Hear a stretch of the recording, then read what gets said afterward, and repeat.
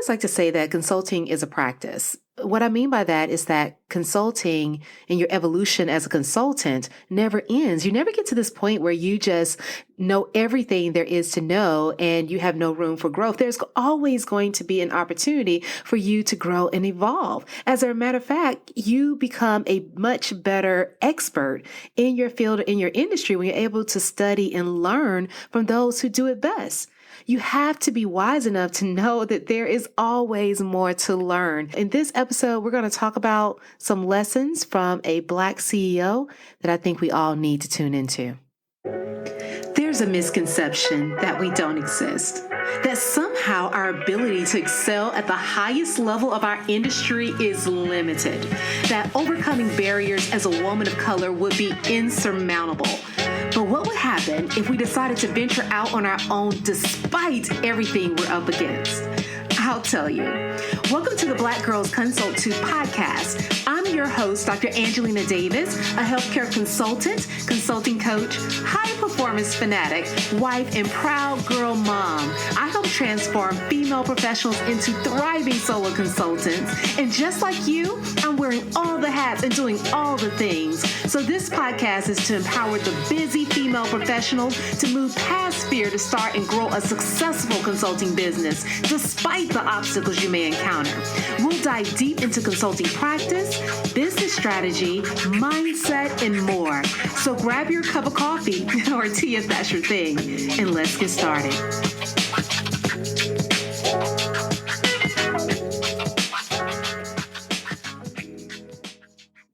Hello, hello, hello. Welcome to the Black Girls Consult 2 podcast.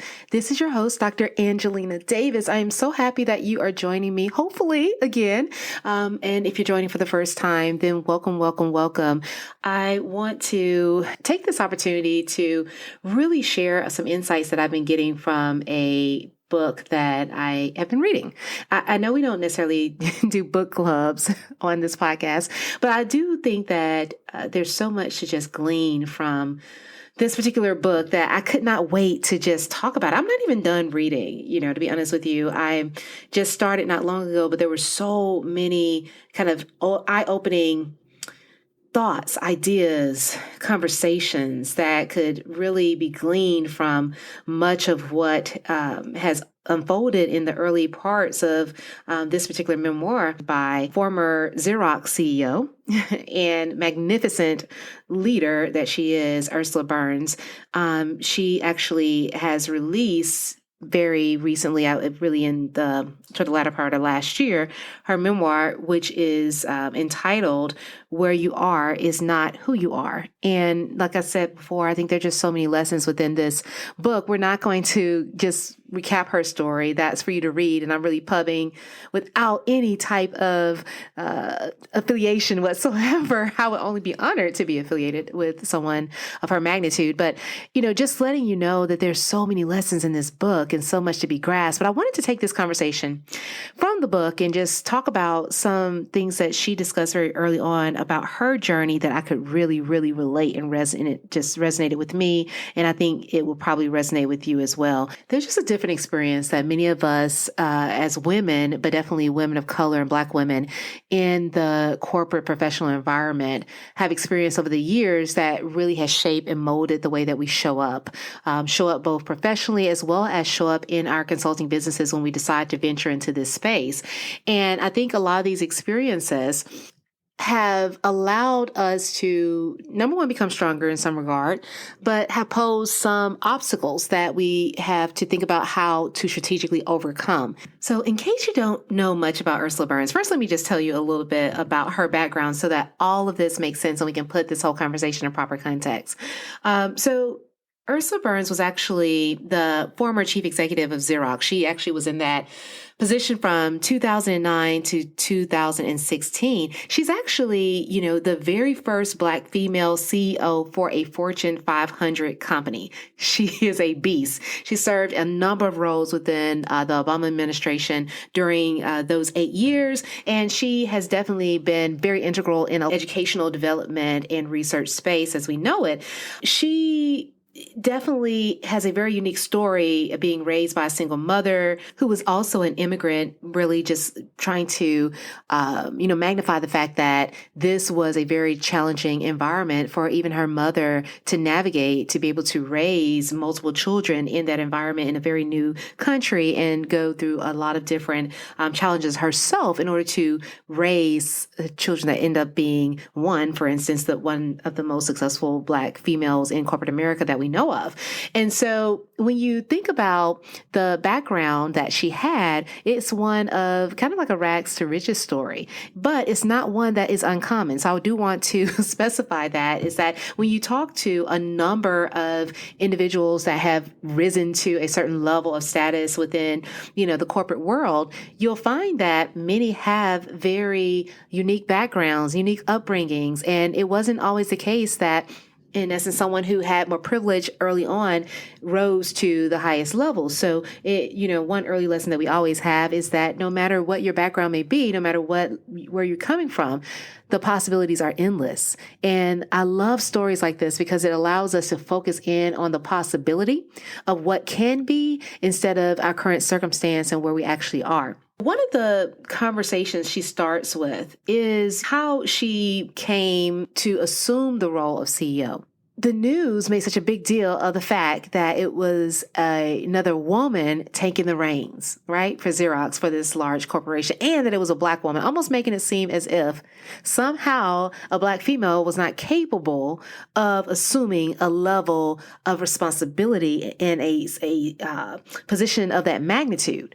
And I think this is very common in terms of how many of us may feel in the corporate world. And this translates and moves into the consulting world as well, because we must remember that many of us are leaving the corporate space and moving into the consulting realm. And then we're going back and trying to win business from that corporate environment. And so we are, working for ourselves and building our own businesses, but we're still oftentimes trapped in this narrative of corporate America. And being trapped in this narrative of corporate America can oftentimes make it very difficult for us to fully navigate, because people see our success, our achievement as something that is somehow unusual, that is weird, that is not the norm. And these are all the narratives that we want to erase and correct. That's actually one of my missions with Excella Consulting, is that I want this whole narrative about women not being able to compete and stand out and achieve longevity in the field of industry of consulting to be erased, especially for women of color. And I think that her story really highlights the fact that we are still at this point in time where being the first of something is so highly regarded. Now, it's a great thing. I'm not trying to belittle that. I definitely celebrate all of the firsts for anyone that has accomplished a major achievement. But it's just the fact that we're sitting here now in 2022, which this is being recorded, and we're still talking about the first Black female CEO of a Fortune 500, right? We're still at that point, talking about the first. So I think that oftentimes this is why when you're thinking about entering into the consulting industry and starting your own business, it seems like such an accomplishment that is so far-fetched. That's something that you possibly cannot reach, because reaching these high levels of status and accomplishment in corporate America, or even the business world, in the entrepreneurial world, seems to be something that is unlikely for most. But that's only because we're listening to a narrative that's being portrayed to us.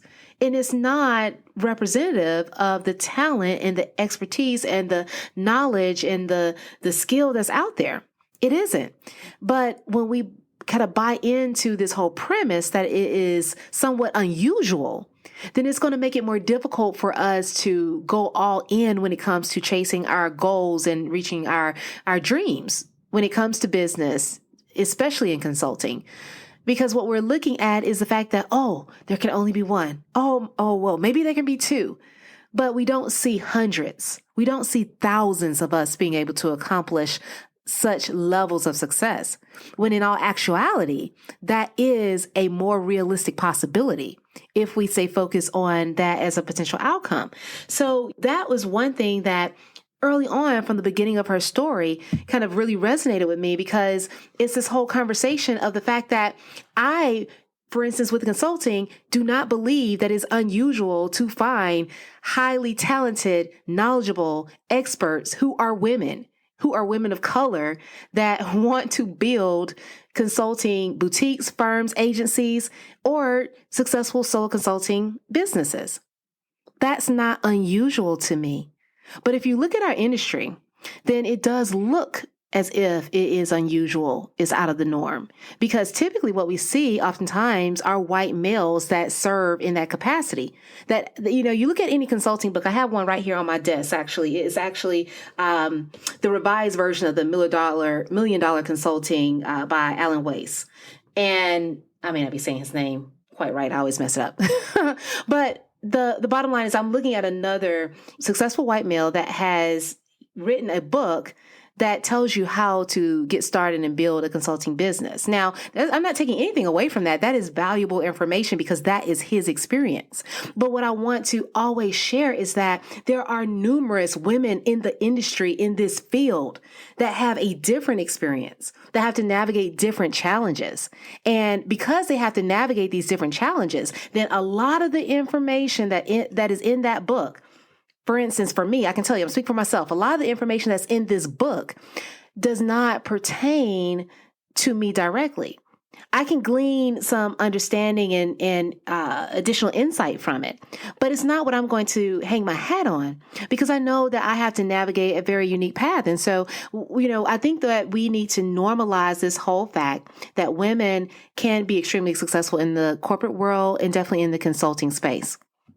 If you're finding yourself following all the successful accounts on Instagram and LinkedIn and YouTube, and you're just trying to recreate their strategies but haven't experienced much growth, or you're consistently sharing tons of helpful content within your industry, almost burning yourself out, but you're still struggling to get potential clients to see the value of the services that you offer, if that's the case, it's time for you to be seen as the expert that you are. It's time for you to make a greater impact. So here's the deal. Using a cookie cutter approach won't help you stand out from the crowd or attract the aligned clients that you need to build a profitable business and create the freedom you desire to live life on your own terms. Your expertise is unique and your approach should be awesome. That's why I created my signature program, Position to Excel, which is a highly focused, curriculum-based, personalized coaching program developed to help you accelerate the growth of your consulting business by creating a magnetic core offer, an expert personal brand to position your services to sell effectively. And unlike other programs that rely on traditional methods to attract leads, we develop a personalized approach to fill your pipeline without cold calls or reliance on referrals and RFPs. So if you're interested in taking your consulting business to the next level or starting and getting yours off the ground, visit www.excellaconsulting.com, apply for Position to Excel, and let's get started.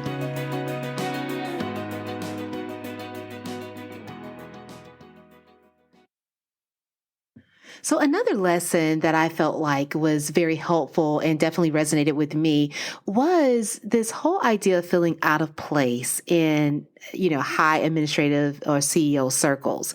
And in that particular context, she talked about being a woman, in particular, a Black woman that was part of the CEO circle of predominantly white males. And so in that environment, she realized that one, just by nature of sex and race, she did not fit in, quote unquote, into that group. And she felt as if she was an outsider. But then also on top of that, I think the biggest dynamic that she really shared was this whole dynamic of not being able to relate to, those aspects or points of connection that they had. And so even within those groups, one of the things that people like to do was to go golfing, and she was not and is not a golfer. And so a lot of that story kind of centered around her inability to really fit in those moments and feeling out of place. And I thought to myself, how often do we feel that way? How often have you walked into a room or a setting in a professional event or conference or meeting, or maybe just into the room to negotiate a particular contract to try and win business with a particular client or potential client that you may have interest in? And you get into that space, and in that moment, you realize that nobody there looks like you. Nobody there has the background that you have. You feel a little bit unsure of yourself because you don't know if those differences will cost you business. You don't know if those differences are going to lead them not to respect your opinion or value your expertise or see you as being intelligent or having a lot to offer. It is a level of discomfort that arises in those moments. And that discomfort is not discomfort that comes from within, but is really, projected on us from external factors. But what I love about this whole, idea, concept is that not only was she able to overcome that and find a way to navigate that world, it was, giving us ideas of how we can also do the same, how we can look beyond the obvious in terms of connection and really dive a little bit deeper to find those intimate conversations and points where we're able to make and build bonds and build business relationships with others that don't look like us, others that don't resemble us, others that don't come from the same background, to be able to win the business, the contracts, et cetera, that we need. And so that looks like talking about some of the commonalities that we may have in terms of our families or our kids or some of the hobbies that we may have and other experiences that we may have shared, whether it's been on vacation or in other avenues. Definitely there can be a lot of differences between us, but more often than not, there are many, many more similarities. And so the key is to, in those moments, although we may feel that discomfort, to know internally that that discomfort does not mean that we do not deserve to be there, that there is not a space for us. We need to own that space, feel comfortable in that space, and learn how to navigate that space to our advantage. That's the key. It's going to be very hard to change the tide of our industry overnight. But in order to do that, in order for that to be a possibility as we move forward, we have to be able to sit in those spaces that typically can be uncomfortable, and still find our strength. Our strength because we know how much we have to offer and what our value is. And we need to use that to our advantage and not feel as if that somehow those differences are a point of disconnect or a point that will limit us in our success, because it does not have to, as long as we remain very, very strong in terms of our ability to recognize all that we bring to the table and what we have to offer. Okay, so I'm going to share one more lesson with you. As you know, I have not gotten anywhere near the end of this book. Like I said, all these things are just coming to me, and I just feel like I had to do like a brain dump. I guess a podcast dump and get it all out. But this last lesson was one that really stood out, because when you look at her background, she does not have a background in business or law, which is often very, very common for people who reach the level of CEO for a major, Fortune 500 company. Her background was actually in engineering. And so I want to highlight that, because I think a lot of times when we think about consulting, we think that we need to have our MBA. We think that we need to have a business background in order to be successful, in order to really, succeed in the industry and to do well. But that is not true. Consulting has really evolved over time to be a very, I would say, broadly encompassing space, meaning that there are a lot of backgrounds, a lot of disciplines, a lot of various industries that can utilize talent from different backgrounds. And so oftentimes the very broad nature of your experience over time can be an asset, because you're able to pull from so many different life experiences and lessons, things that help to really expand your viewpoint to maximize your ability to develop innovative strategy for today. Because the work that we're doing today is very different from in the past. So previously, people enter into consulting and they took a longer track and kind of transitioned to this point closer to retirement. Well, there's no need to do that now, because we have ways that we can deliver services in a more unique fashion, deliver our expertise in a more unique way, so that we can serve people to a high degree in a very specialized area. We've gotten to that point where technology innovation has expanded so that there is room for so many to enter this industry from a very non-traditional background and non-traditional space. So I don't want you to feel as if you can't go into consulting because you're more of a creative. That's not true. Or that you can't be a consultant because your background, may have stopped at a BS level instead of a master's level or a PhD or a doctorate in some professional area. That's not true. There is room for really, I feel like the vast majority of people who have developed an expert knowledge in a particular space to find a way to market, position, and sell their services. And so I don't want us to limit ourselves and put ourselves in a box in terms of the type of consulting businesses that we can build, because there is a lot of opportunity out there. Everything doesn't have to be in management consulting. Everything doesn't have to be in education consulting. It can be. That's no problem at all. Those are wonderful areas to go into. Everything doesn't have to be healthcare consulting, which is where I practice. There are a number of portals of entry into this industry, and we can't allow kind of like the paper to hold us back. That's been something that has held us back, especially for women, and in particular for women of color for years and decades. It's been the fact that we've always had to have more, that somehow that is going to help me be a better consultant or be more successful in the industry. Now, I'm not saying that it's not a value to have higher education, because if that's something that you want and you are doing it for a specific purpose that you desire and you find a need to, kind of have that to practice in a given area, that's a totally different ballgame. But don't do it just because you feel like that somehow makes you an expert. That alone doesn't make you an expert. You have to really go beyond just acquiring the piece of paper and understanding how to apply the knowledge that came with that piece of paper in a very unique way so that you can really drive the type of impact and change that you want to accomplish. So, I think that was such a huge lesson to really pull from that book, is the fact that you can have a different background. I always say over and over again that being different is not wrong. Being different actually can be one of the biggest ways, the best ways rather, for you to actually stand out.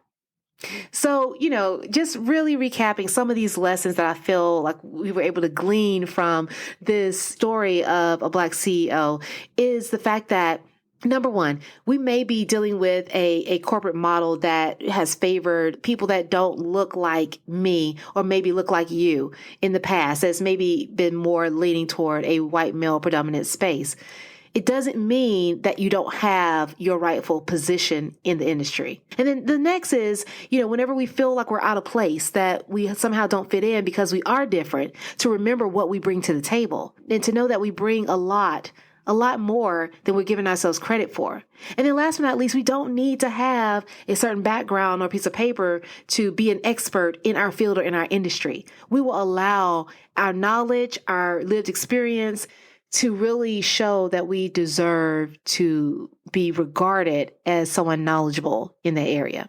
So look, I hope you enjoyed this episode. I just really felt like these lessons were so important because we don't really have any guidebook or reference when it comes to how to navigate this consulting world as a woman of color, and especially as a Black woman in this field. And so, I feel like a lot of these lessons we can extrapolate from the corporate world and seeing the success of people like a Ursula Burns and taking those lessons, taking that information and using it to our benefit so that we can show up more fully in this space that we find ourselves in, and that we can navigate it successfully so that we can actually achieve the level of influence and impact that we truly desire.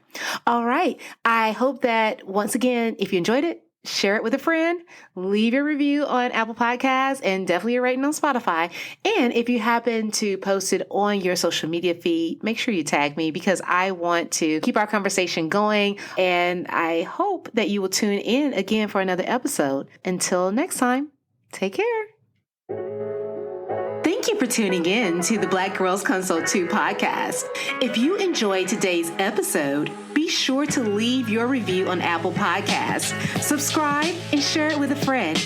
We're on a mission to increase the success and longevity of women in consulting, and you can help us do that. Also, I'd love to hear from you, so let's connect at Dr. Angelina Davis on Instagram or LinkedIn. And don't forget to visit excelatconsulting.com for more information to support your consulting journey. Until next time, take care.